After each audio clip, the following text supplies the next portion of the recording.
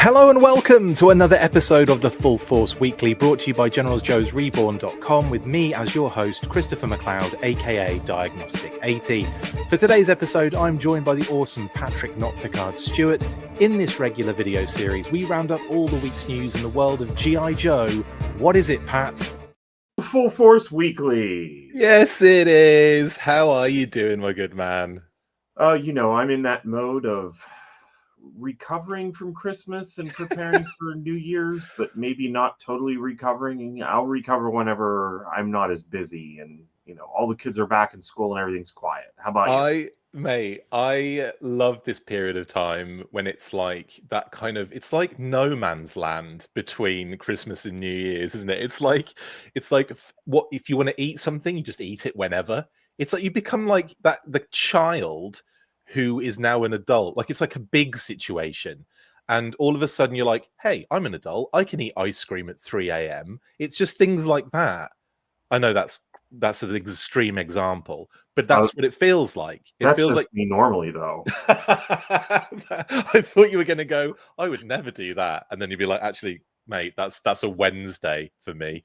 No, as a matter of fact, I'm dumb. And a long time ago, when I was having like acid reflux, I was like, well, ice, like milk is a base. This is the opposite. I'll be cool.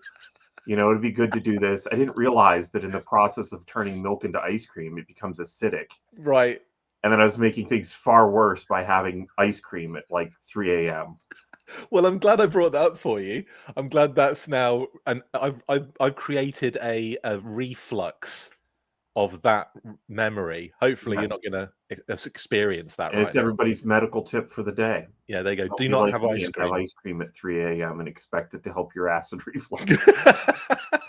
But it like this period of time is so funny. It's like it's just an absolute time doesn't exist. Days merge into just a lump. Yeah. It's the weirdest thing, and I'm here for it. Anyway, I hope you're all enjoying your no man's land of a period of time, guys. In the chat, there's a lot of you. I hope everyone had a lovely holiday break. I'm still on mine, so I'm not going back until the second, I think, or the third, second or the third. So I get a little bit of more of a kind of like downtime. You're back at work already, right, Pat? No, it's pedal to the metal for me. Like, yeah, it's once Thanksgiving hits, it's super busy all the way through New Year's, so I don't get a break. Oh, that sucks, man. That sucks a lot. Well, at least I've got you dragged out for this one as well. Like, I give you no break here either. Anyway, loads of news to talk about this week. I would have gone live during the week, but obviously it's a bit more. I'm not going to just go live every 5 minutes when we're not at the base, we're not at the HQ. So I thought we'll just save it all up for today, and we have got quite a lot to talk about. But we've got some higher news, we've got some fans hobby stuff, we've got a tiny little bit of classified to get into. So let's get stuck in, I guess. Starting with fans hobby. Let's do it.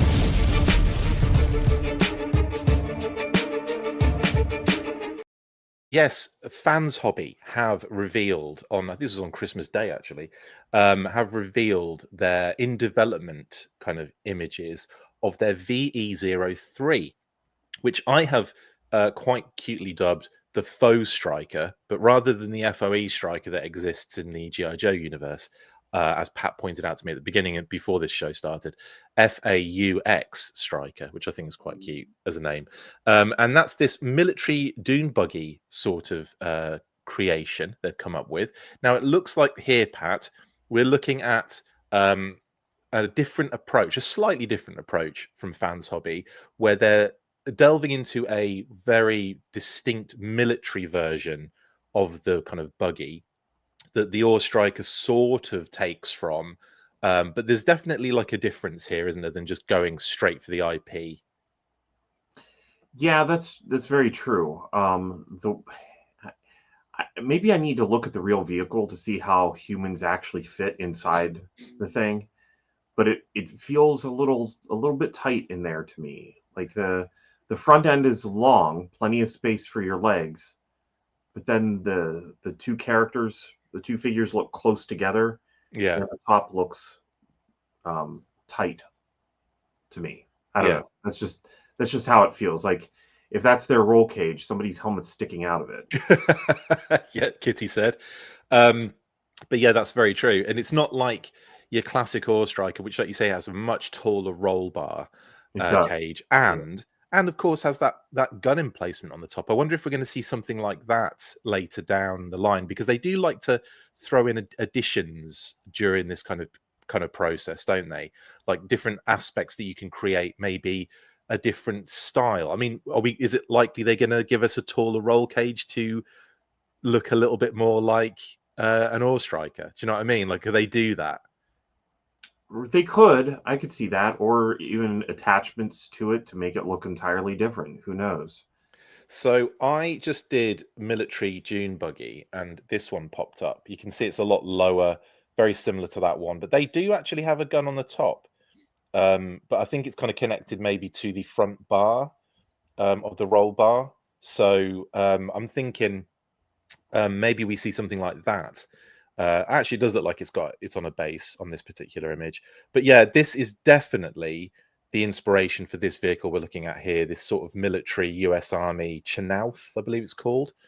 I'm not sure how you pronounce that. I've seen that written before, and I think someone actually gave us a proper pronunciation in the comments last time. But yeah, this is definitely based on that fast attack buggy. The Blitz has called it the Nah Striker. The Nah Striker. I like that. Rather see the Retaliation movie version, Dune Buggy, says Figure Six Pack. Interesting. I actually quite like that version that was in the movie. I thought it was quite cool. But again, I think it's very closely based on this military version. Michael Jean Fleming says, I know it's a first image of prototype, but it is not looking appealing. It looks undersized, like an off-brand generic Walmart item. The color they molded it in doesn't help either. Well, that's going to be, that's not going to be anything like the color that we see on the later kind of development images of this. Yeah, I see the point, though. It looks like it's, I don't know, it looks like ice cream. That's our theme for the day. Like it's a 3 a.m. ice cream.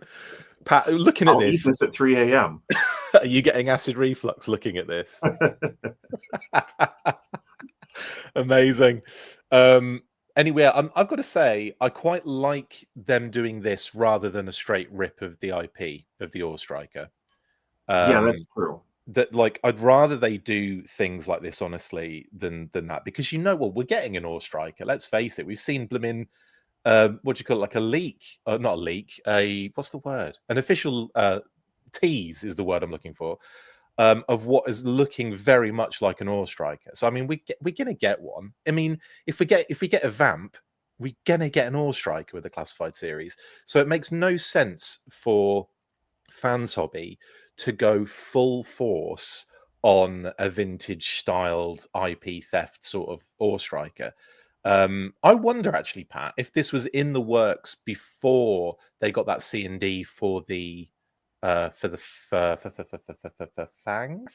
No, the Skyhawk. I wonder if they got the Air Eagle, I should say.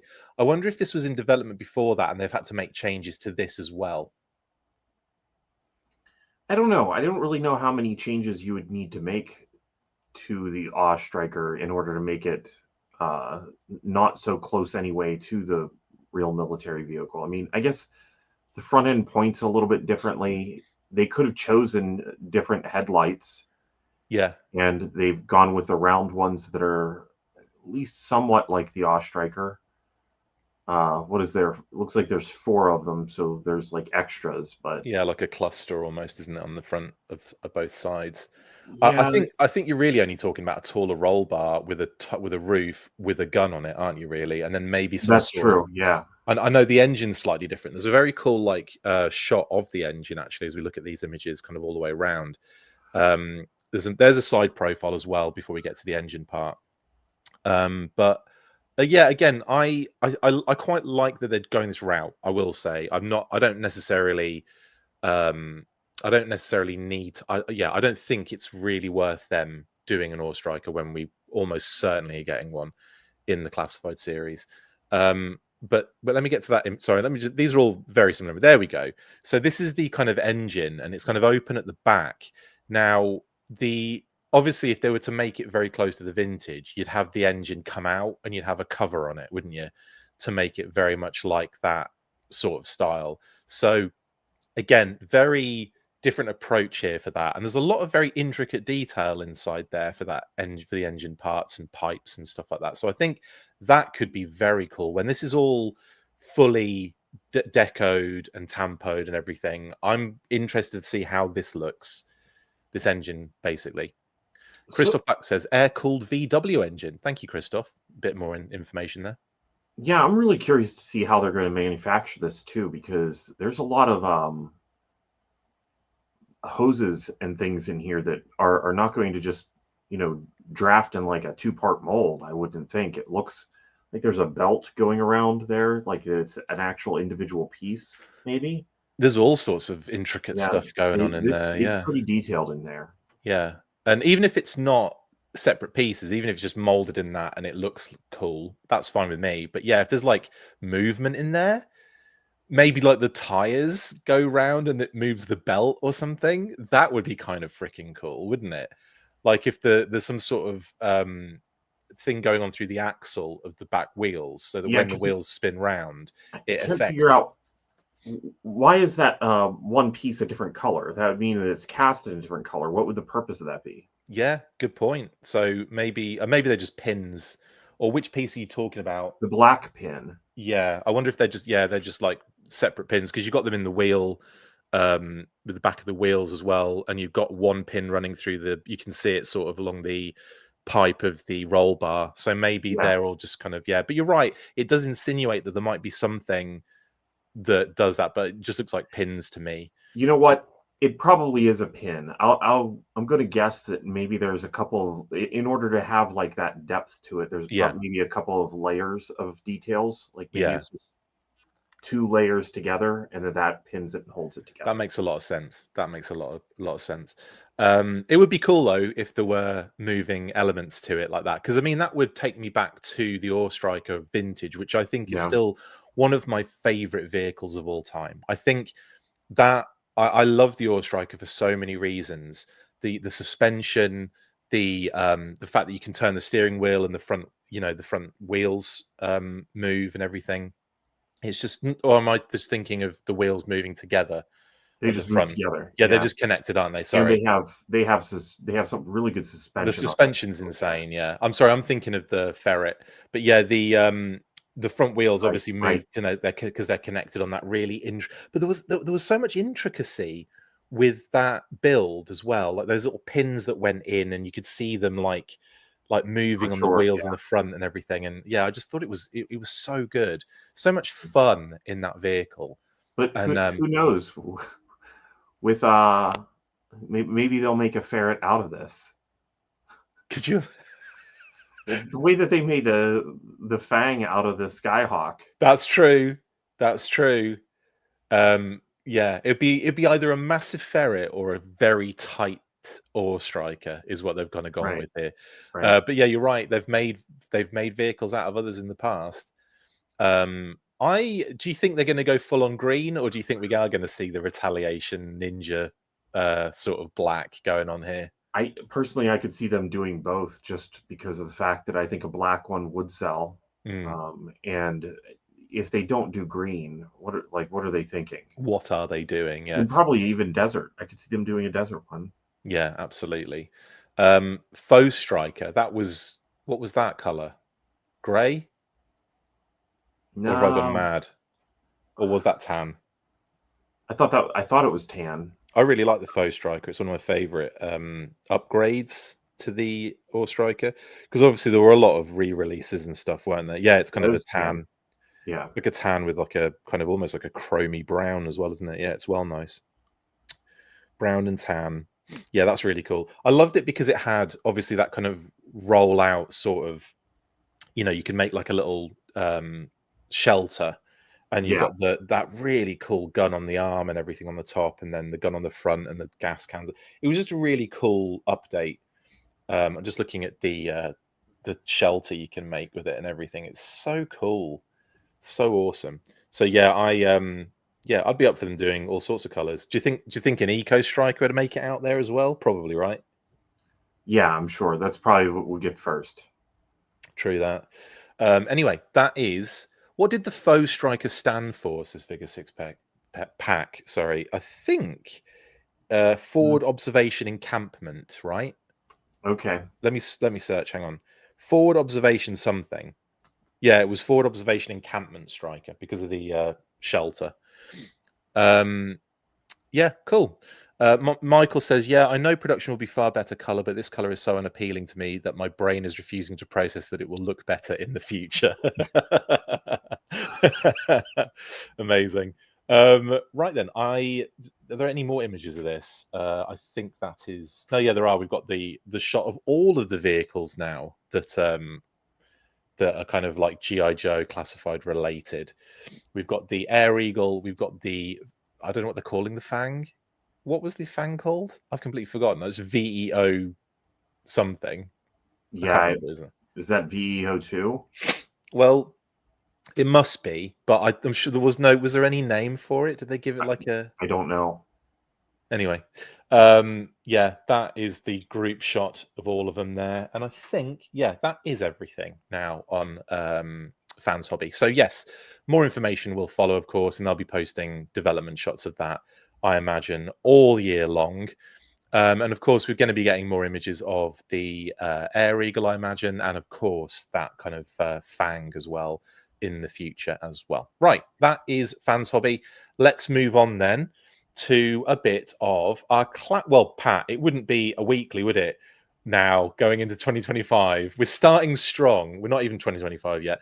We're finishing strong in 2024 with Hiya news.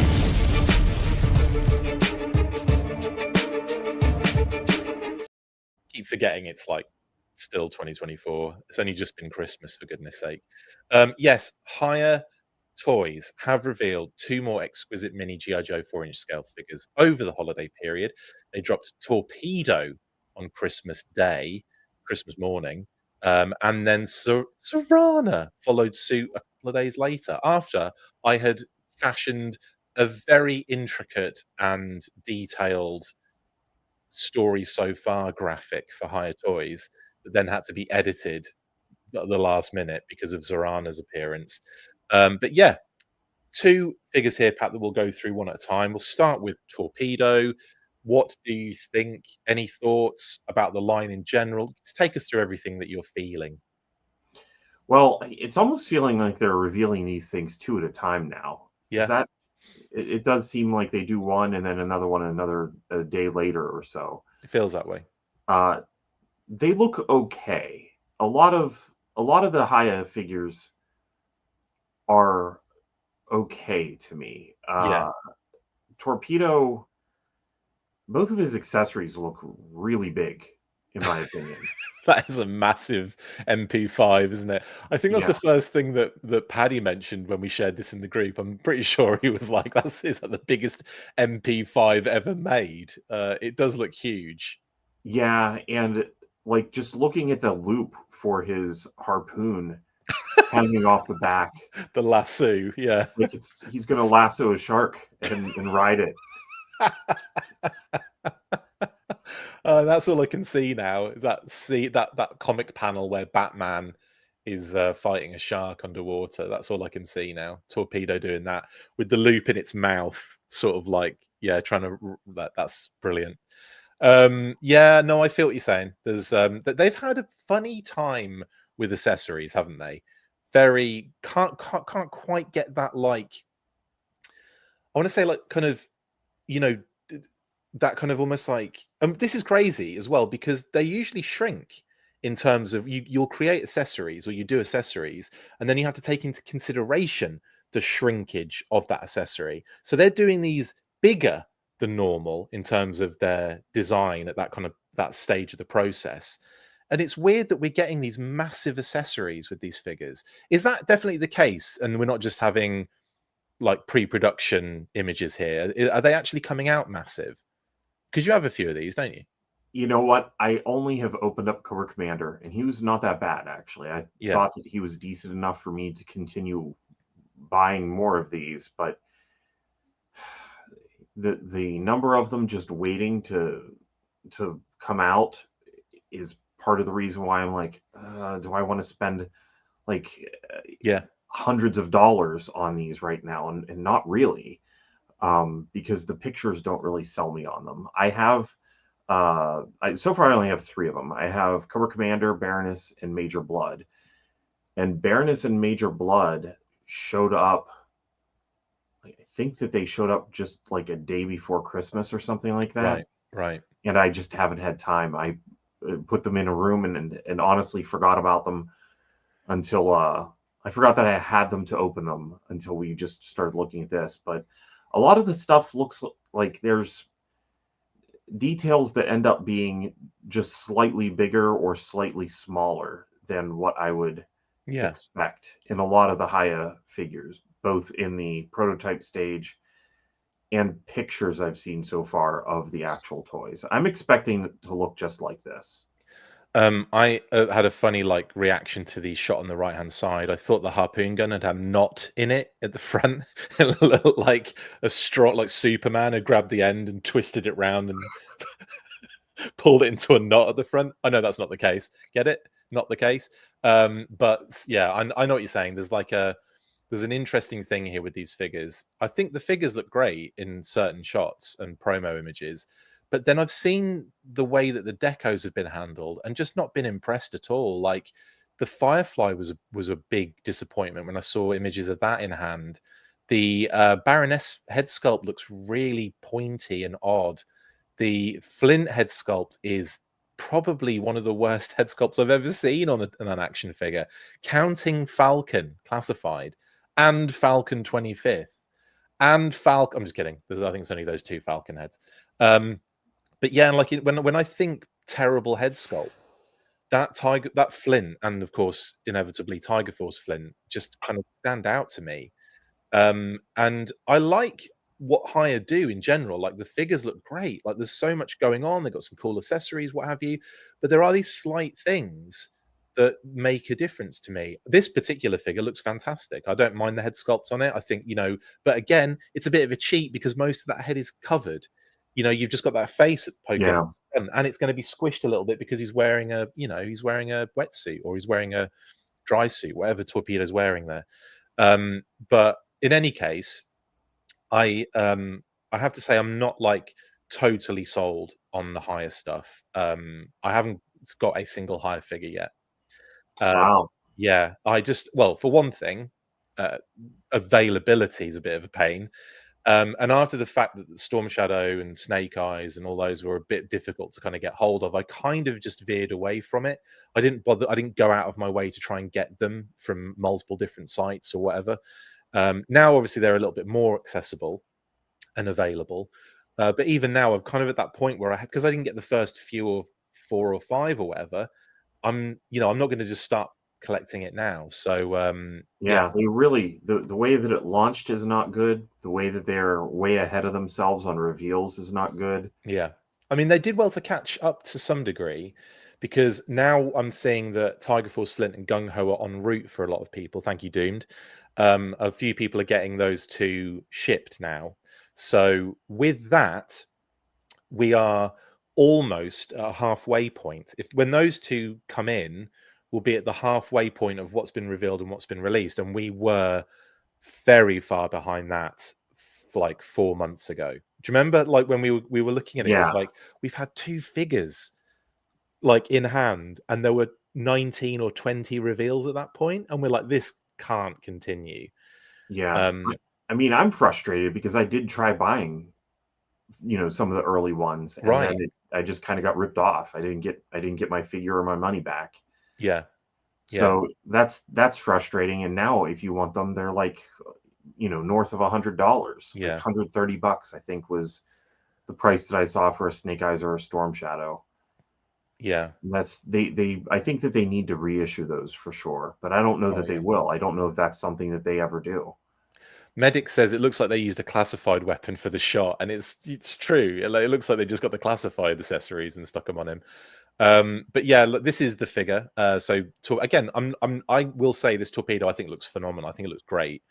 but it's just with all those other things that we talked about, I'm just kind of not really, I'm not getting that kind of like that urge or that FOMO need to get involved sort of thing.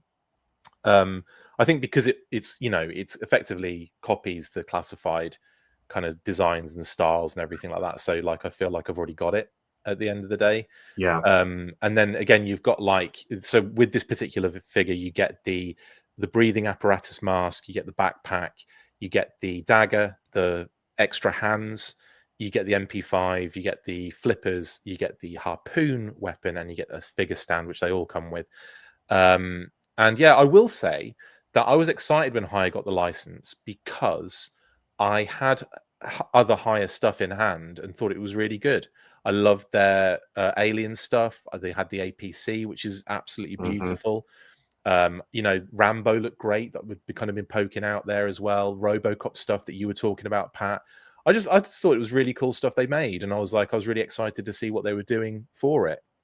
And I even remember going way, way back, they revealed they had the license well in advance of that first reveal. So far in advance. I think it was like a year and a half, I want to say. I could be wrong on that, but I remember seeing the Hiya reveal, which had a Snake Eyes like silhouette. Yeah, no, I remember that too. And we changed the brightness, or we changed the contrast and brightness of that image to see a few details in the background. And you could see there was it was a very basic vintage looking drawing of Snake Eyes. It wasn't like something that we were going to see like that. It was like a very much almost like a stylized input of the original Snake Eyes figure is what it looked like to me. But yeah, we did all of that, and then we waited for the longest time before Hiya actually revealed anything for the first time. That first Snake Eyes figure was was a long time after that license reveal. And it should have kind of given us an idea of what to expect in terms of the distance between reveals, pre-ordering, and having these figures in hand as well. But yeah, I will say though, I do think this torpedo looks gorgeous and the promo images are great. But again, I feel like I'm just looking at the classified figure, so I'm not, I'm just like, there, it's beautiful. For those that want a 4-inch version of that, get stuck in. Now, on top of Torpedo, Kitty said, Zorana was also revealed. So let's talk Zorana quickly, Pat. Now, one thing I will state here is I think, well, again, very close to the classified design here, like almost verbatim. I'm surprised they didn't put a few more little details in here that the classified one didn't, like maybe a little bit of netting over the thighs where the pink shows through. I think would have been kind of like a nice touch. But what are your thoughts on Zorana? There's a lot of the thing. It's like I said, there's some of the proportions of things are just so different, and the design doesn't quite flow very well. Like her black gloves look very thick on her arms to me. They do, yeah. The pink patches, they almost look like patches instead of a torn away area right on the pants. I don't know what's going on with her knee pads that are on her shins instead of covering her knees. Right. Yeah. There's just so much. I didn't actually think. Do you know what? That's the first time I've noticed that. And when you pointed it out, now it looks like she's got that. Do you remember was it The Naked Gun, 33 1/3? One of those movies, the Naked Gun movies, when they're panning up the legs of one of the female characters, and the legs just keep going, and there are like about 4 or 5 different knees, and you just keep going up and up. Maybe I haven't seen that one. That's what this is reminding me of here. It's like just another knee, and then another knee, and then there's a knee up here, and it just seems like there's about 8 knees on this figure. But that is quite funny. But yeah, I hadn't noticed until you pointed it out. That's so true. Yeah, that is weird. It doesn't. All the details don't quite. It's like they're there, but they don't flow together very well. Yeah, and that's I don't know. I'm not wild about it. Again, I don't have an issue with this figure until Pat pointed out that knee issue, which, yeah, that now is sticking out like a sore knee. 2 sore knees. Yeah, but It really does look like she's got 2 sets of knees. It's brilliant. Yeah, there's not much else to say on it, I don't think. Again, I think the rest of the figure looks grand again, but again, I feel like I have this figure. I have it.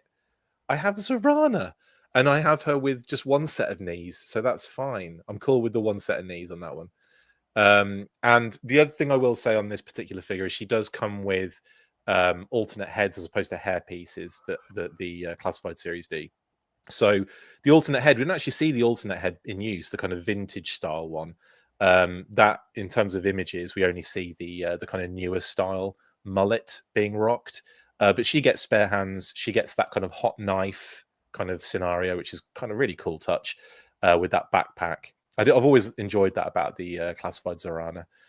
Yeah, I'm looking at this now. The black parts of the where the gloves go over the biceps, Pat, look really, really big. And again, a kind of looking at it on this image looks way more prominent. And yeah, that is another kind of like weird kind of look. She also comes with her other regular dagger and that kind of like classified update of her saw, kind of like circular saw rifle, and of course the figure stand. So again, yeah, I mean, if you're into it, if you want it, fantastic, get stuck in. But like I said, I'm just not. I don't know. Are you going to be getting more Hiya Toys, Pat? You know, I definitely could see myself grabbing a couple of them because I do really like the 4-inch style, the 4-inch size, I should say. Yeah. And I haven't opened the 2 that I have. I was actually kind of surprised by Cobra Commander that once I got him out of the package, I did like him a lot better. Because he just felt physically better than RoboCop. But as I've mentioned before, my RoboCop's the glow-in-the-dark one, so maybe that's why Different it's a harder plastic. Yeah, yeah. What about in comparison to, say, the Retaliation kind of Ultimate Cobra Commander? I mean, what's your favorite Cobra Commander? No, Retaliation Cobra Commander's way better. Cool. Yeah. Yeah. And is there a height difference? They're a little bit taller, aren't they? Yeah, I haven't stood them together, but you could tell that there's. I don't really need to. Just looking at them, you could tell that there's a proportion difference, that they don't look like they're going to blend with the existing figures that I have at all. How many knees does Cobra Commander have? I think he only came with 2. I feel a little cheated. Do you know what's funny? Now we've mentioned the knees thing, because of the way that the gloves are on her arms, it looks like she's got 2 elbows as well now. So she's got 2 elbows on both arms, and she's got 2 sets of knees. So interesting. Interesting they elongated Zorana to the point of dislocating all her limbs. But anyway, that is Zorana. Now, I did this graphic look. Look what I did. And I had to edit it because Zorana dropped like the next day, which drove me absolutely mad. Anyway, this is what we've got so far. Now, the top row, according to some people like Tiger Force Flint and Gung Ho, are en route, which means that the entire top row have sort of been, to some degree, kind of complete in terms of, in hand, let's say, loosely. On the bottom row, these are all, reveals that we haven't got in hand yet. So we're ever so slight. We're close. We were at halfway until Zorana was revealed. But now we're in a position where we're a little bit behind again. Now, one thing I want to mention here, Pat, is that Hiya have stuck very close to that sort of like early classified aesthetic, things that weren't released, versions that never came out, decos that were on the box art but weren't actually, released, changes like that. Elements like on Zartan's face paint, where there's a little kind of like, cutesy sort of like flourish that isn't on the original. Are they running out of sort of like that aspect of classified? Because now we're just getting effectively the classified versions of like Stalker and Dusty and Crocmaster and the Twins and Spirit and Freedom and the Crimson Guard. And do you know what I mean? Like, are we seeing them sort of just doing that now? Where they're just straight classified designs. Yeah. I do think so. Yeah, I think that they are sticking closer to what the classified figures have done, which is going to be a weird spot for them, since the classified figures now, so many of them are just the vintage design. Yeah. In Yeah, that's what I mean. 64. Like the fact we've got like Crimson Guard and Dusty and Torpedo and Yeah. it's just like it's effectively what we're getting with Classified. And what I liked before, where we had that Storm Shadow version, right, with the tattoos, great. Like Right. more of that, please. The beachhead with the removable beret and the different deco, great. The Firefly in that form, that kind of like version that's like a you've only seen in Classified. Right. Lady J and her kind of like accessories, Major Blood with the arm, that kind of thing, right? Cool, great. Baroness with the purple hair, fantastic. All that stuff that we Gung Ho in the original version, but with the deco that he originally was put on in the box. Yeah. Stuff like that is great. Would you like to see more of, for example, Tiger Force Flint, Viper, and Cobra Trooper, where they have deviated from the designs, done their own thing, and created something a little bit fresher? Yeah, I think I would, to be honest. But again, there's some hit and miss stuff in there because seeing these figures remind me that I have ordered Cobra Trooper. Yeah, yeah. So I have one of those coming, but I actually did not like Tiger Force Flint. No. So that head sculpt as well just does not do it for me. Like I don't mind the deco, but like I'm the not head crazy sculpt's about awful. it's more of a convention Tiger Force color, right? Yeah, that's a good point. That's a good point. And Flint did not look like that, unless they were hoping to also do another figure or something. If they had future plans, I kind of doubt that. I'll bet they just wanted to do some orange and have. Maybe they wanted a pop of color in the line because of the fact that so much Classified is so subdued. I would say, how bloody brilliant would it be to get Tiger Force Torpedo, for example, or you know, in this line? Like that would be a great place to do those sort of things. Yeah, it'd be really nice to do something, but it does seem like they're kind of sticking close to things. At which point, I mean, the fact that a lot of this feels like familiar territory with 4-inch figures. Maybe it's going to be more interesting. Like, what's it going to look like if they do Raptor? Right. You know, what is that going to look like? Or Road Pig? Right. You know, some of the Classified designs that are quite different than what has come before. Passer says, have they not done Duke? That reminds me, actually, they haven't done Duke or Scarlet yet. To do this many figures in a G.I. Joe line and have not covered Duke and Scarlet, I'm giving them props for that because they are two core characters that you see everywhere. Roadblock's another one. Roadblock, Scarlet, Duke. How have we not seen them in that core character hump? I wonder if they were aware of their problem with Snake Eyes and Storm Shadow and Cobra Commander, like early on, and the fact that Snake Eyes and Storm Shadow are just so expensive and so many people couldn't get them. Possibly. Maybe it was not a good idea to keep going with core characters right away. Yeah. Maybe. I don't know. I mean, you get to this point though, and you're like, the line plan might have tucked them in at some point. You might have dropped a little Duke or a Scarlet in there. Probably should have Duke by now for sure. I mean, I will say that we'll probably see them. Let's face it, we'll probably see them at some point. Of course we will. But it's interesting to me that, and again, I always give companies props when they don't go to the core character well day one, when it's like maybe one or two, and then a bunch of others come out, and it's like a lot of characters we haven't seen or really haven't kind of delved into in great detail in the past at this stage. I don't like, because a lot of the times, let's face it, companies will get the license to do this stuff and they'll only have it once and they'll only have it for like a short period of time. And you're only going to get the core characters and then you don't see it again. It just disappears off the face of the earth. So I am quite impressed that they've gone this far without 3 of the main cast popping up. I think that's actually quite impressive, personally. Yeah, I mean, I really feel like I should be excited about this because it's not just another license with super deformed figures that are not articulated very much. You know? Yeah, it's not Whatnot, it's not Funko, it's not Loyal Subjects, it's not any of those. I can't believe I managed to reel those off. They're the exact ones you're talking about, aren't they? Yeah, just hey, here's another toy line with figures of big heads.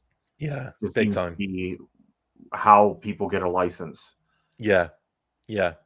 There is no Shipwreck Lone Dragon. No, everything they've revealed so far is on screen. Snake Eyes, Storm Shadow, Cobra Commander, Beachhead, Flint, Firefly, Lady J, Major Blood, Destro, Baroness, Tiger Force, Flint, Gung Ho, Cobra Trooper, Zartan, Spirit and Freedom, the Twins, separate releases, Zaymot and Tomac, or Tomax and Zaymot, as I've got them on screen there. Crocmaster and Fiona, Stalker, Dusty, Crimson Guard, excuse me, Viper, Prophet Director Destro, Torpedo, and Zarana. There you go. That's everything that they have revealed to this point. And it took me hours just going through Hiya Toys like photos over the past however many years this has been running now. Is this like 2 years in or a year in? I don't even remember. I mean, I only first started finally getting figures this year. It must be like a year and a bit, basically. Paul says, so all of these characters already appear in Classified to a degree, Paul. Storm Shadow does not. That is a version of Storm Shadow that does not appear in the Classified series yet, I will say. Cobra Commander is sort of like an amalgamation of versions. Doesn't really exist in any format, really. That's kind of like its own thing, weirdly enough. The Beachhead's deco is slightly different, but the figure is in the Classified series. Flint is there, Firefly is there, obviously Snake Eyes is there. Lady J is almost verbatim the Classified version. Major Blood, the same. Destro, the same. Baroness has differences on her, that like with the purple on her hair, but that figure version sort of appears in the Classified series. It's just the hair is different and the deco is a little bit different. Tiger Force Flint exists in the Classified series, but it's not the same deco, which is weird, isn't it, Pat, that we've got two versions of Tiger Force Flint, neither of which actually followed the deco of the original Tiger Force figure, which is kind of weird, isn't it? That Gung Ho that they revealed is the first version of Gung Ho, but in a different deco. It's the deco that appeared on the back of the box art with the blue, kind of like the kind of tealy blue vest. The Cobra Trooper is a completely new version. You can't really see it very clearly on this screen, unfortunately, but the design is completely different, varies very differently from the Trooper we have in the Classified series. Zartan is almost exactly the same, apart from the eye makeup. Spirit and Freedom are the same. The Twins are the same. Crocmaster's the same. Stalker's the same. Dusty's the same. Crimson Guard is the same. Viper is different, has different secondary kind of design. There's a lot of differences actually on that Viper. Prophet Director is the same. Torpedo is the same, and Zarana is the same. So hopefully that explains what is in the line and what sort of is and isn't as well. Anyway, I think that's it for Hiya Toys. But I'm sure as soon as this episode is over, they'll have revealed 5 more figures, which we can talk about next week, Pat, can't we? In 2025. I feel like we do need to have a Hiya segment for the first episode of 2025, though. It won't feel right if there isn't something Hiya to talk about. Well, maybe they'll do another 2 figures in a week. I expect that completely. Anyway, that is all for Hiya. Let's move on then and discuss a tiny little bit of classified news.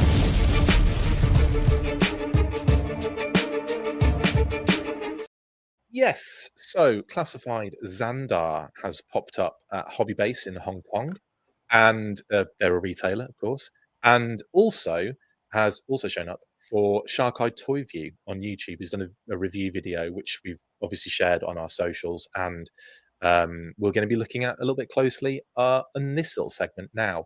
So first off, like I said, Hobby Base, whenever they get their classified figures, they are Hong Kong based. They usually make a post similar to this one, showing them in hand, and then it's not very long afterwards that people start getting them elsewhere. So this is the kind of measuring stick Hobby Base, I find. When they show up at Hobby Base, it's like, okay, get ready, because in the next like month or so, you're probably going to start seeing these, coming into your own possession, either through pre-orders or at retail and so on and so forth. Anyway, Pat, Zandar, we don't need to talk about that. That's not something we really need your opinion on. But the video, I feel like we do. So the video review shows Zandar here. Now, first off, what are your thoughts on this sort of update design-wise to the character?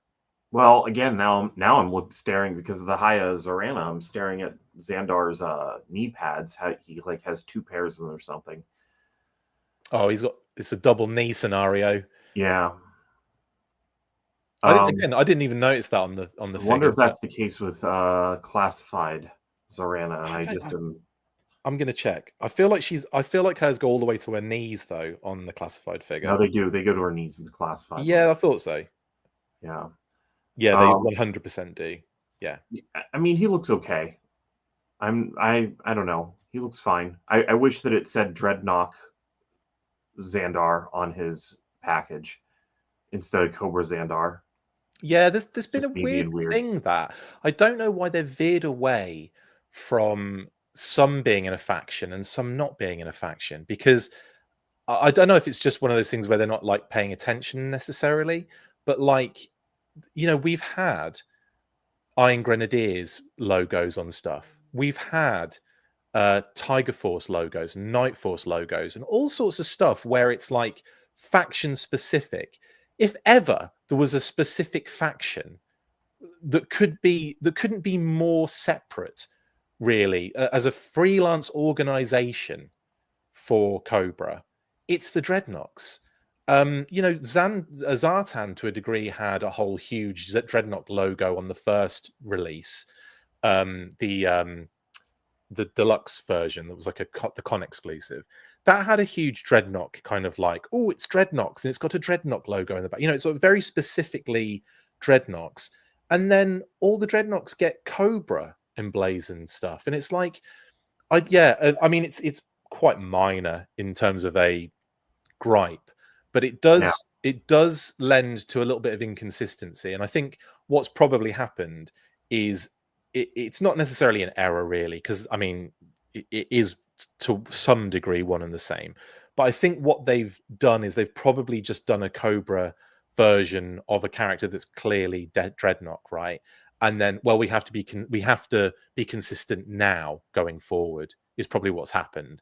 But I agree with you. I think 100% Buzzer, Ripper, Blooming Torch, they should all have very specifically, it should be a Dreadnought faction and not Cobra, in my opinion as well.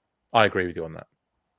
Yeah, I think that if you were a kid getting into this, you'd kind of feel like you belonged, but then you might even start adding people to the Dreadnoks that don't belong. You know what I mean? Like I've done. My Dreadnought display at the moment, Pat, includes Crocmaster, Big Boa, and Shadow Tracker. How does that hurt you on a deep level? And Copperhead. Copperhead's in there as well. So I've got a Dreadnought display that features 4 characters that are not Dreadnoks. Okay. Are they going to pop out of there once more Dreadnoks start being added? Of course. Now that I can put Road Pig in there, that's going to fill a bit of space. It's going to fill a lot of space actually, because that is one hench figure, and of course comes with Raucous as well. So yeah, lots of space going to be taken up there. Yeah, one of the reasons was obviously because we didn't have, when I first put the figures in there, it was Zartan, Serana, Copperhead. Who else was in there? Oh God, who else did I put in there initially? There wasn't many, Pete. It wasn't much in there. It's the only one of my little displays that has other things in it, like a table and chairs with weapons and like, Dio pieces Oh, okay. to kind of fill it out a little bit. Then we got Buzzer, then we got Ripper, then we got Torch, and all of a sudden I'm like, okay, maybe I don't need Copperhead, maybe I don't need Crocmaster in here. But I kind of feel like Copperhead and Crocmaster, if there were any characters that you could put in with Dreadnoks, it would be those, because Copperhead obviously showed up a lot in the cartoon, in and around the Dreadnoks, like being in the water moccasin. And I would also say, like, the fact that Crocmaster has crocodiles and they're in a swamp, it just feels like it makes sense, for those to kind of be in the same ecosystem a little bit. But yeah, I know that hurts you deep inside. But now, yeah, there's so many Dreadnoks now. It's great. They fill that space easily. I could have filled it just with Zartans, actually. Yeah, that's true, because how many of those are there now? classified, retail, wave of 4, and retro. So 3. Right, 3 of them. Yeah, I guess I have 2 of them. I did not get the retro one. Yeah, but that was because it never showed up, right? Like it doesn't.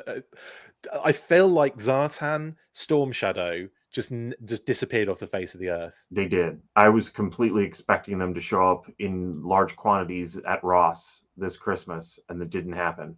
They kind of went from pre-order to nothing.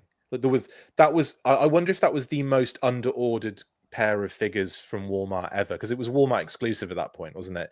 Yeah. So I wonder if that was one of the ones that just got like super under-ordered based on other, they had other figures kind of like still hanging around and stuff. I don't know. Yeah, I would assume so. I mean, the retro line was really doing kind of poorly sitting around. It was, for a while there around here, it was just nothing but Lady J's for a long time. Yeah.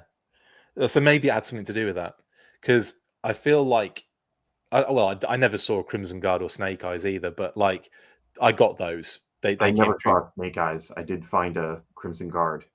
I'm surprised you didn't get retro Snake Eyes. He's pretty cool. You sent me a retro. Oh yeah, of course I did. Sorry, of course I did. I literally gave you one of mine, didn't I? Because I'm you did. really nice like that. But also Pat sent me a Chuckles, so it's like it's not like, and my one was way less than what Pat sent me. So, but I never found a Snake Eyes. I never saw him at retail. Yeah, I saw Crimson Guard twice, but never a Snake Eyes. Yeah, I was just happy I was able to get you the Snake Eyes minimum. That was yeah, I still like that one. That's definitely one that I enjoy. It's a cool figure, and it's very reminiscent of that first for version 1. It is, yeah, beautiful. Yeah, it's got, I don't know, there's some really nice aspects to that figure, like the ammo pack, the little grenades. It's just so cute, and it's a really beautiful looking design as well. Like it really works well with that kind of stalker body, and the head sculpt's really nice. The fact they did a different head sculpt was surprising, but welcome. Yeah, it's one of the retro ones that actually doesn't feel like they need to just go redo it right now. Yeah, so true. Like Cobra Trooper. Oh yeah, I did find a Cobra Trooper in the store actually. Same. I saw one of them. I didn't buy it, but I saw it. The only one I don't have from that wave is Cobra Commander. Haven't seen him anywhere. So maybe you can him a few times. Maybe if you see him, you can hook me up. Anyway, just kidding. But anyway, coming back to Zandar, I'm a slightly different opinion on this one to you, because I fell in love with this figure when I was at Name Drop NYCC's press breakfast with Hasbro. I just, in hand, it's gorgeous. All of the details, I'll talk about the little package before I get into the details on that, but the packaging obviously sets Zandar up in the same environment as all the other Dreadnoks. That kind of garage with the motorcycle in the background. You've got Road Pig's shield hanging out in the background there. I think grape soda cans, the poster, the Cold Slither poster and stuff like that. All very, on the nose homages. But where I think this figure absolutely excels is in the little details, and there are so many. So first of all, I love what they've done with the hair. I think it's really kind of nice and flowy. It's sort of the first version, the original version, very short hair, but that head was so massive on that figure, that vintage figure. I always used to feel like he had such a big head. And I feel like proportionally it was a little odd, but I did love that Zandar figure, mainly for the surprise it gave me, Pat, because on the Action Force version, the carded version, it didn't state it was a color change. So there was no way of knowing. So I just remember going outside with the figure, turning away and doing some stuff and coming back to pick it up, and he was color changed. And I was like, oh my God. Like it was like I was just like, this is the coolest thing ever. And I didn't have Zorana at the time. I didn't have Zorana until much later in life. You didn't have Zartan? I had Zartan. Okay. So like I was like, I wonder if Zorana changes color as well. Like had no clue that she did, because again, didn't have the internet to look that up. It was just I just assumed that she might do, but wasn't sure. It was one of those things where I was like, she should do, but I don't know if she does. And yeah, like I was blown away by the fact that Zandar did the color change as well as Zartan, because Zartan was well known. Like it was on the box. It made very clear that it was a color change figure.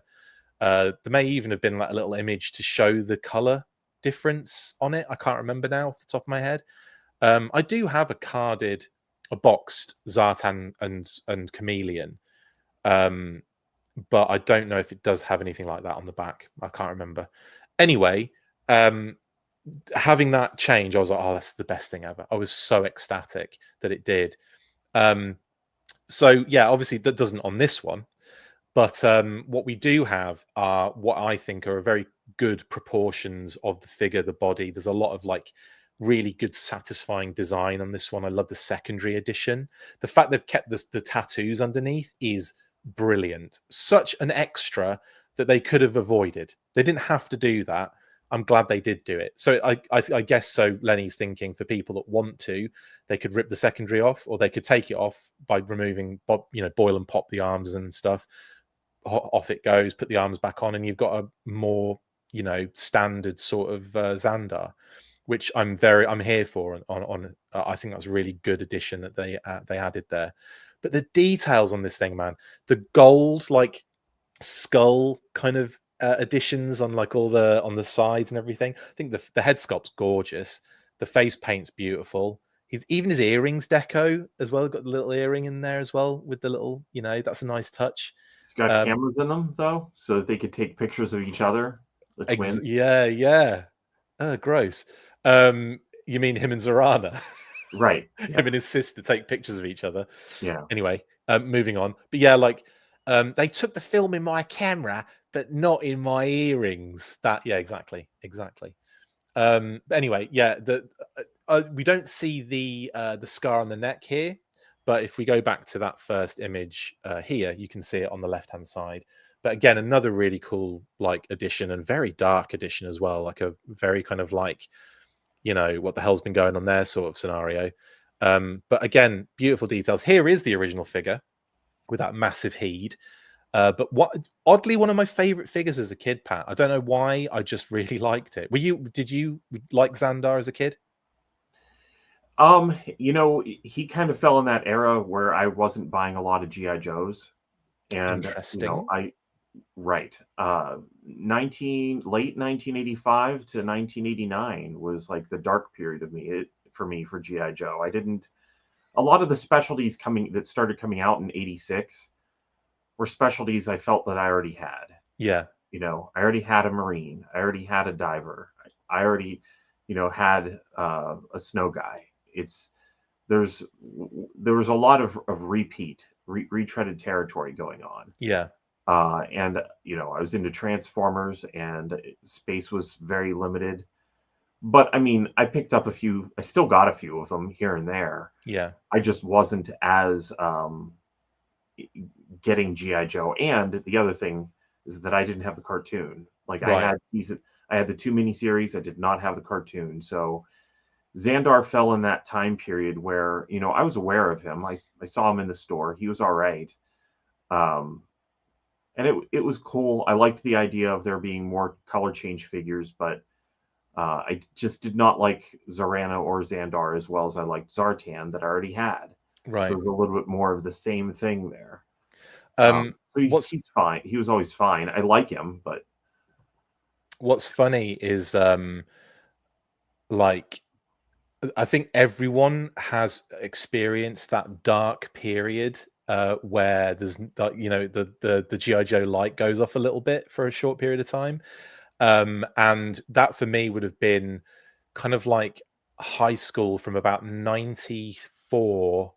Thankfully, it kind of already was kind of winding down anyway, but like 90 from I would say 93 actually, but I remember picking up a few figures in that period of time, but like I just went completely dark and didn't even like think about GI. Well, I did think about it, but it was sort of like a period of time from that moment to about Sigma 6, I want to say.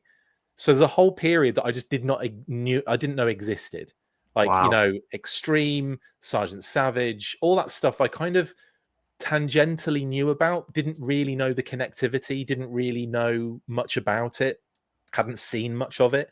For me, it was really kind of like Action Man filled a little bit of that space with its loud 90s orange. And, you know, like that was all over the toy stores pretty much in the UK for the longest time. But yeah, I think everyone goes through those little periods with G.I. Joe in kind of like coming up and everything. And it could be right at the beginning where you're not getting them in that first, you know, that G1 era, or it could be, you know, like a random point where you're out because it's gone a little bit sci-fi or neon or whatever, and then you're kind of like, right, I'm done now, or the age just knocks you out of it. But I was kind of like of an age where I kind of fit that like period pretty like solidly. I was young enough that when I came into it, I was into it kind of from day one. But it's weird, isn't it, how it all differs from like person to person. Yeah. Ed's called me a filthy casual. Why?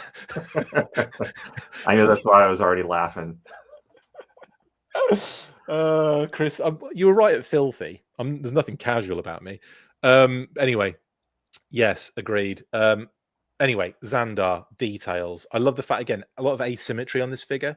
You've got different shoulder pieces. So this has got like a more gold elements kind of like adorned on it, which is kind of a nice touch. You've got the tattoo on one that's exposed on one arm, and then on the other arm you've got that really, really cool leather gauntlet, which we'll look at in a second. I know you love tattoos, Pat, so we'll move on from that. Well, I think that the tattoos really are in place for the Dreadnoks. That makes a lot of sense to me. Do you know what I really enjoyed? Torch's tattoos. Oh my god, they are gorgeous because they've got a bit of color in them. He's got the flame coming up through his wrist, and they're so good. And Ripper, how good is Ripper? Ripper is one of the best of the classified. I was contemplating putting Ripper in my top 3 when we did our top 3s. I was genuinely contemplating it because I thought he was so good. But without a backpack, I just feel like it's a little incomplete at the moment, the Dreadnoks. Yeah. It's funny that Zandar got a backpack. Zorana got a backpack. Zartan's even had backpacks in his. He's got multiple. He's got his classic backpack. He's got his sniper pack, which... or maybe is it just the rifle that clips on? There's a lot of stuff goes on the back of that deluxe one. He's got multiple things anyway that go on his back. Maybe they just need to do a classic accessory pack, like a retro carded accessory pack. Yes. And include some things that we are missing from figures, as well as like just bizarre colors right. that you don't need, like a blue Zandar rifle or something. Yes. I agree. I think an accessory pack that retros up the weapons we already have, makes some solid colors, jokingly, but then also, like you say, we get Buzz's backpack, Ripper's backpack. We get there's others that don't have backpacks. Backpacks are a problem, but I wonder if it's partially because of the trouble of actually putting backpacks on some of the figures. Yeah, could be. They've improved. Like, there's definitely been cases where I've gone, this is much better. And then there are cases where, well, this is a reuse of that, which obviously has a problem still. But they've definitely done better with some of those things. Gridiron do have good backpacks, Chris G. They absolutely do. I will mention, that's a good point at this point to mention Gridiron Studios, who do amazing extra bits and pieces for the 1/12 scale G.I. Joe classified stuff. Yeah, but that's a great idea, mate. I was thinking the other day, like, how boring an accessory pack would be. Like, I know people keep talking about it, wanting them, but I'm like, I'm drowning in extra accessories. Why would I want a pack that is just accessories? And that is a brilliant way of doing it. Like, retroing it a little bit. Beautiful card art, like Earl Norham style, just to kind of mimic that, you know, some of those gorgeous, you know, artwork he used to do back in the day for those sets. Go check out Carson's book, The Art of G.I. Joe, the omnibus hardcover. Go check that out because he has beautiful images of those particular sets and artwork as well. Anyway, yes, so Yeah, you're right. The tattoos make sense on the dreadnoks, but so do backpacks. That I love this little kind of leather gauntlet. Again, another brand new piece with the kind of the lacing on it as well. Very nice indeed. Lovely little details. And the little chain as well, little belt chain. Very, very early 2000s, late 90s, I would say. Did you ever have a wallet on a chain? No, I I've not did. You did? I did. I 100% did. I was one of those douchebags with a chain on their wallet. At least it never got stolen. So there you go. I think it's for Sorry. your motorcycle, right? Like Of if you're riding course. a motorcycle and If because it I don't think falls it's for out, it not getting stolen. exactly. I Well, mean, you know. your belt loop isn't that like, well, he's got a chain on it. I can't steal Oh this no, guy's wallet. I fixed the other end to a an item that could be inserted. So that's what I did. I won't go into more detail on that or say the words, but that would have been fun. Has my wallet's been stolen? Pop. Anyway, yeah. What wallet? Oh, this Chris G still has a wallet on a chain.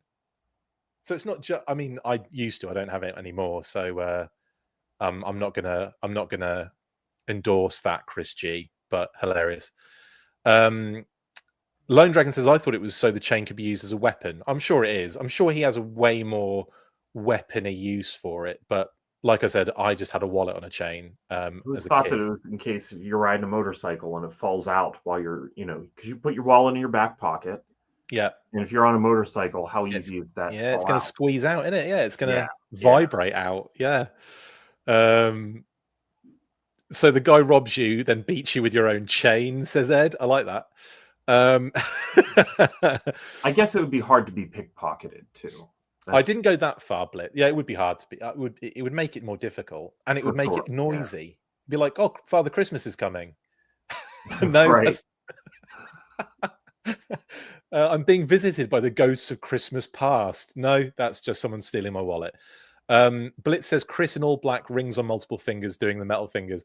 I didn't go Corey Cantaloupe on it. I didn't go Corey Cantaloupe on it. I didn't go that far.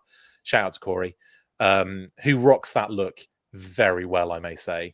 But no, I didn't go that far. I was just wallet on a chain guy. I was a loser, basically. Still am. Bike chain. He has to lock his BMX dirt bike, says Figure Six Pack. Very good point. Good point. Anyway, beautiful detail on that belt buckle as well. Yeah, I like the belt buckle. So much going on with this, like little details that I absolutely adore. And then you got the knife in the back of the belt loop there, which is really a nice touch as well.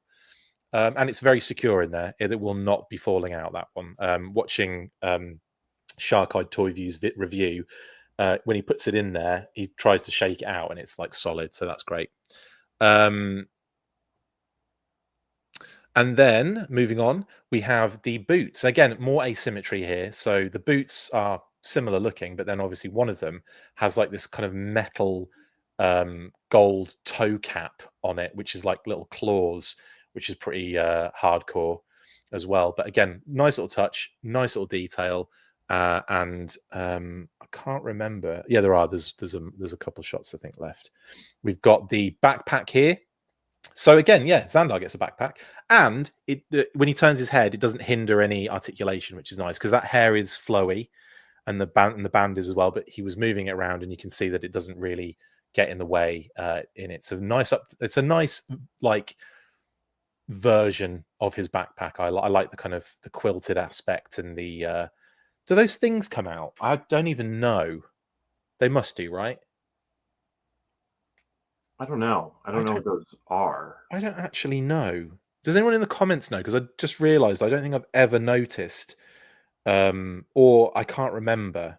In any case, I'm looking at the Zandar listing on Pulse because I'm sure some images will show me that use. That's annoying. Why have you done that? Okay. Well, that's annoying. I was trying to look at it and then it just kicked me off. I don't understand why. I don't think that. Well, yeah, it's their website's weird. I don't think that. I know what those are. Maybe I've only seen them in the backpack, and either they don't show them removed. Chris says they don't come out. Figure Six Pack says it's removable. The headband. Oh, the headband tassels are removable. Yeah, thank you, Figure Six Pack. Talking about those look like magazines or suppressors for guns. They don't seem to be removable. I'm pretty sure they don't come out. So they're just decoed differently then by the look of it. Harpoon ammo, says Ed. They look like they join together, says RKW. They kind of do, and I wonder if they do. I'm gonna have to ask the question, but they don't. I should have really checked when I had the bloody figure in my hands, shouldn't I? In any case, I'll have to find that out after the fact. But that is the backpack, and then of course we have his classic harpoon gun, which I think looks really good, really solid. Nice update to that one. And yeah, all in all, I'm very into Zandar, and here he is with his siblings. Right then, that's pretty much it, I think, Pat, in terms of Zandar. But we do have to quickly go through this because it's still 2024. You ready? Yeah.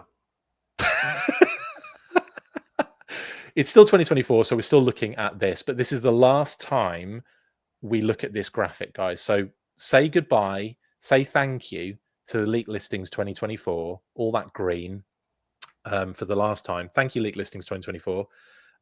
See you in 2025, which we are here now.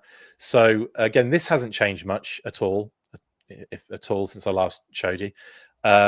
Hopefully we're going to be getting a little bit more information to unlock going into the new year, when of course we have that first live event of the season, which will be probably around February time, I'd imagine. But yeah, excited for that, Pat? You know, I mean, you know how excited I get over seeing this. I just kind of gloss over whenever I see this wall of. You weren't expected to have a question there, were you? No, I was not expecting to have a question there. Brilliant. Anyway, that is 2025. Again, like I said, hasn't changed much. And by the time we get new name-only reveals, probably like February-ish time of the new year, hopefully we'll be able to unlock a few more of these as well. Right, moving on. 2026. Now, we talked about these leaked listings a few episodes back. We're into SWAT Cats now with the retail waves of 4. We've got the T-Bone Razor Callie and Commander Feral, the first wave of 4 figures. Don't know who they are yet. And that will be in the beginning of 2026, so kind of the February-ish time. And then we have the Yojo June segment of retail waves of 4 with Lieutenant Steel, Feral, the Enforcer, and Dark Cat. And then, of course, the PulseCon reveals of retail waves of 4, Dr. Viper, Metal Cat, Passmaster, and Hard Drive. Exclusives and miscellaneous so far are the ones on the right-hand side. Obviously, we know that the Legacy Cow is a legacy figure, aka 60th. We don't know what MD Droopy is yet. Could be retro listings, could be, we don't know the designations. Could be an exclusive like a Target or a Walmart. We just don't know yet. JJ Jaina is another one. We don't know what those signify yet. But we do know that the Johnny Quest ones, the JQ, Johnny, Haji, Jesse, etc., we know that they're Pulse exclusives. Johnny is a Pulse exclusive, maybe a 2-pack, we don't know. Haji is a vehicle and figure, and Jesse is a deluxe figure for a Pulse exclusive. So there you go. And then, of course, the BM Bird Boy Deluxe and BM Birdman Pet are your standard deluxe and standard figure pet sets that we'll see at retail. Okay, cool. I think that's pretty much it for the listings. We don't need to go into more details with the other things that we already know. I think we've looked at them enough. But we will go into now shout-outs.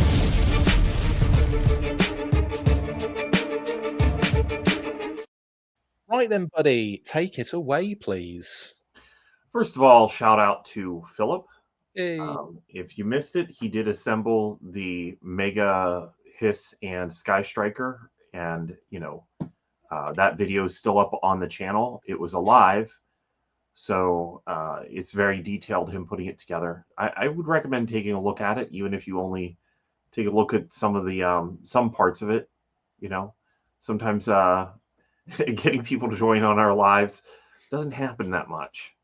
Yeah, check it out. It's a good video. And again, like I said, goes into a lot of detail with the mega set and everything. And if you're not planning on getting it, probably a good one to check out if you're not going to see, it's the only way you're going to see it. Or if you're on the fence with it and you want to see it a little bit more in detail, that's a great opportunity to have a look at everything that has to be done. And if you're lazy and you want to see someone else put it together first rather than look at the instructions, you can do that as well. Yeah. I'm definitely one of those people. Pat, have you ever transformed anything without looking at a transformation video?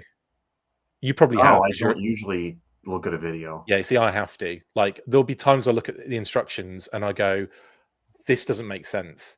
Titans Return Megatron had me incredibly frustrated, and I tried watching a video, and I think the part that frustrated the people watching videos, because like 5 different videos, they just cut at the part that was annoying to me and like skipped ahead. That's so like, bad.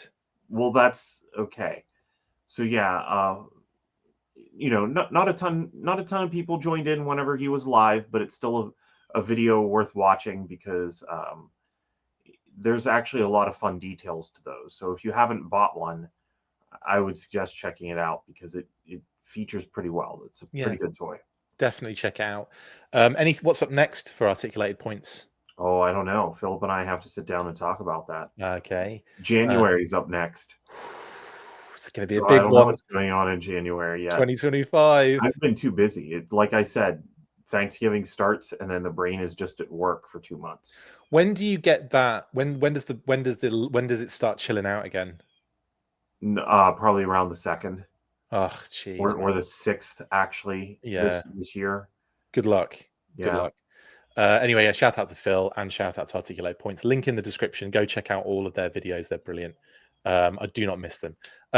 Brian Sauer, massive shout out to you, good sir, for our wonderful graphics.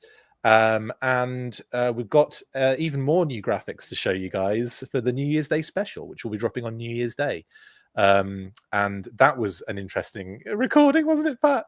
Yeah. You guys are going to love that one. It goes like it's another epic. It's a long one, but the holiday special did really well. So I imagine you guys will enjoy what we're looking forward to in 2025 as well. But my goodness, that got into some deep shiz. You'll love it. Anyway, did Boxing Day already pass? Yes, Figure Six Pack. Boxing Day is the 26th of December in the United Kingdom. Have you ever heard of Boxing Day, Pat? Boxing Day was that mysterious holiday that was written on calendars, and everybody goes, "What is that?" Like, do you put all the stuff you just got in boxes a box and pack it away? I forgot the etymology of it. I think it's got something. You I don't know, like growing up, what is it? It's the 26th of December, right? So yeah, it's the day after Christmas. Yeah, that's the day that people go to the stores, and the stores would be ridiculous when I didn't like the 26th of December when I grew up because got all kinds of new toys on the 25th. But then, it's like clearance sale day. So we would go out shopping, and it's like, well, now I got to be shopping all day, and the stores are ridiculously busy with returns. I can remember Hills having a line out the door with people wanting to return things. And then eventually that transitioned into it being gift card use day, where everybody would go out and buy stuff with their gift cards. But yeah. So in the UK, or in Europe, in actual fact, it's a tradition of giving money and other gifts to those in need or in service positions, and has been dated back to the Middle Ages. But the exact origin of this term and boxing thing is actually unknown, and it could refer to a bunch of different things.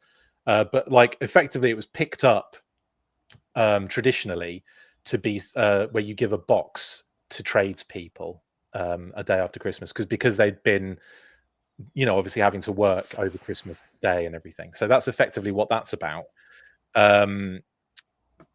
Matt says it's the day that British aristocracy gave their servants the day off with gifts and leftovers. That lines up very nicely then in that case, Matt. Yes. Same Time Toys had a different idea. Matthew with the knowledge bomb. What did Same Time Toys say? I always thought it was that you beat someone up for giving back gifts. That's brilliant. Oh, I should have posted something about Big Boa on Boxing Day, shouldn't I? I'm right. That's going to be the tradition from now on.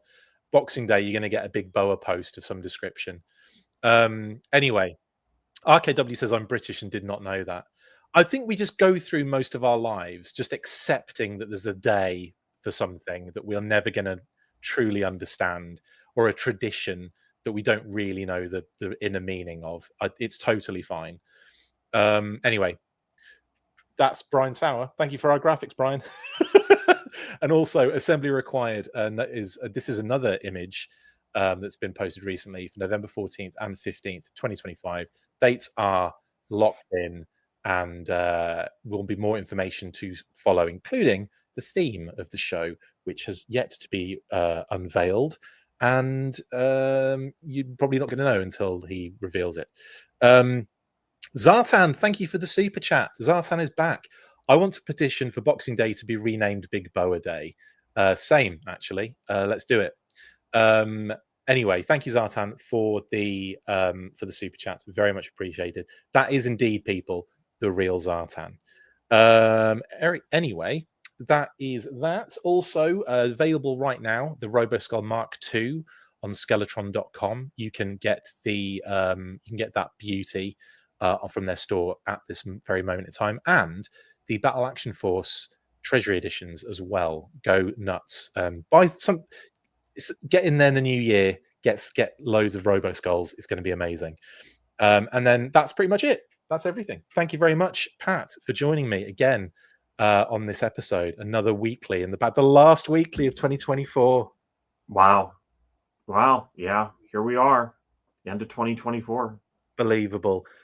We will see you guys in the new year together. But before that, there may be some bursts. Who knows? We'll see what news pops up over the next couple of days. But yes, thank you so much for all of your amazing support in 2024, all of your wonderful comments and interactions and just general support, either whether it be super chats or whether it be just comments or just watching, just giving us the hits. We really appreciate it. Thank you so much for a wonderful 2024 with the full force. And also thanks to our wonderful patrons on Patreon as well for supporting us in that little extra way. So thank you very much. I will see you guys tomorrow for an episode, a live episode. And that's pretty much it. Pat, buddy, it's been a 2024 to remember, forget. How do you feel about 2024? Mixed?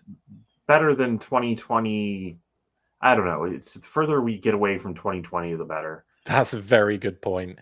That's actually a very good point. Well, we are getting pretty far away, and it's going to be 2025 soon. So we'll see you then.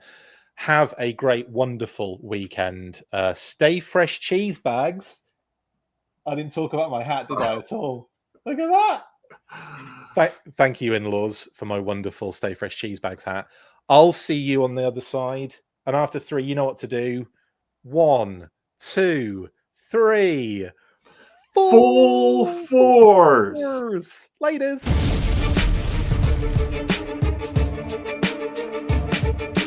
Make sure you get involved with the discussion by liking, sharing, and commenting on these videos. And as always, you can keep up with the show after listening by following on all of our social platforms, links in the description. And if you would like to contact the show, you can message us on any of those platforms with feedback or questions. We also have a Patreon page, so if you want to show your support for the show, see your name up in lights on these videos, or enjoy exclusive bonus content, then check out patreon.com/The Full Force Podcast, or click the link on any of the posts this podcast appears in.